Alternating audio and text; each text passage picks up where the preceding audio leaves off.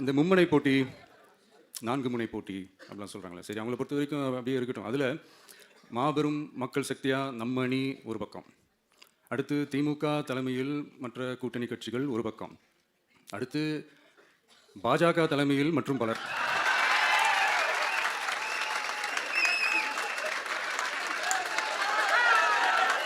என்னப்பா சிரிக்கிறீங்க? உண்மைதானே சொன்னேன்.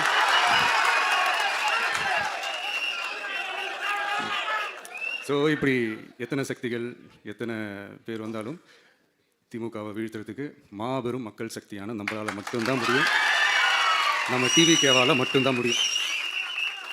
ஸோ இப்படி இருக்கிற இந்த நிலைமையில் விஜய் வீட்டு விட்டு வெளியே வா, விஜய் வீட்டு விட்டு வெளியே வா, இப்படியெல்லாம் கேட்கும்போது எனக்கு எப்படி அது தோணுதுன்னா, ஐயோ இவங்க ஒவ்வொரு வீட்டில் இருக்கிற ஒவ்வொரு விஜயும் இவங்க கூப்பிட மாதிரியே எனக்கு தோணுது.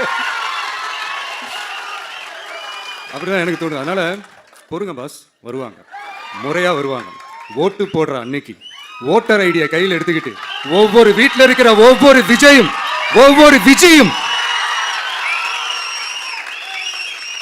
பூத்தா காலையிலேயே வந்து நிற்பாங்க பாருங்க. அன்னைக்கு தெரியும் பாருங்க, ஏன்டா இந்த விஜயை கூப்பிட்டோம்னு.